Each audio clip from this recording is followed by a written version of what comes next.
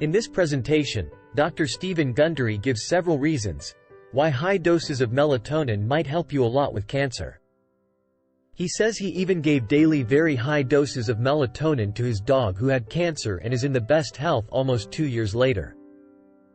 He gives a couple of reasons why melatonin is so good for cancer. Let's dive right into it. You might hear this for the very first time, but there are over 3,000 research papers on melatonin and cancer alone in the library of PubMed. Many kinds of cancers have been extensively researched, and in the end of these papers they come to the following conclusion. Melatonin seems to be a very promising molecule when it comes to the prevention as well as the healing of cancer, but more research needs to be done. Dr. Gundry gives a couple of reasons why high doses of melatonin is so good against cancer, which are: 1. There are only two molecules that take care of your mitochondria. One is melatonin, the other is glutathione. 2. Shift workers have significant higher cancer rates, as well as other illnesses, because of the disruption of the circadian rhythm. 3. The reason why the Mediterranean diet is so successful might be pretty much the high melatonin contents in the food they eat. 4.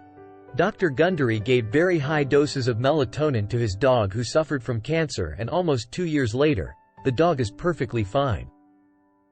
5. A very interesting aspect he mentions here. Cancer growth stops at night and goes on at daytime. The reason for this seems to be the melatonin levels, which are up at night. Should we possibly be on melatonin day and night when we fight cancer? Would that stop the growth of cancer altogether? Interesting question. Have a listen.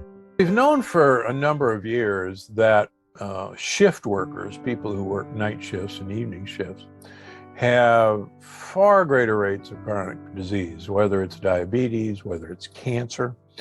And we've known that this is partially because of a circadian rhythm problem, that we're supposed to be awake during sunlight and we're supposed to be asleep during darkness.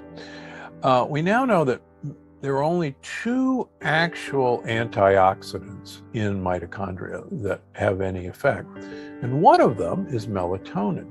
The second is glutathione. So we're now learning that melatonin is actually a major mitochondrial repair hormone.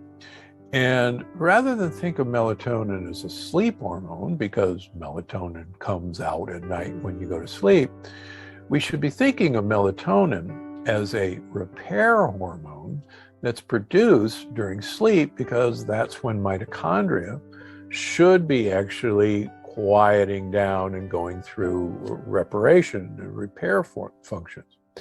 And there's some very fascinating evidence that one of the reasons people who are deficient in melatonin or have poor sleep or who are shift workers have much more incidence of cancer is that melatonin is very suppressive of cancer growth. In fact, some fascinating evidence that cancer cells grow during the daylight and stop growing at night.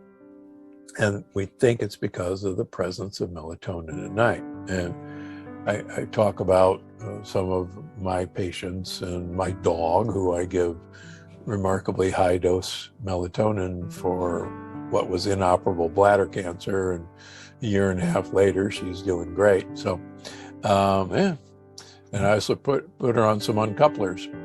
So yeah, melatonin is also present in food, and one of the theories that I talk about in the book is that maybe the Mediterranean diet is so good because of all the melatonin containing foods in the Mediterranean diet rather than anything else.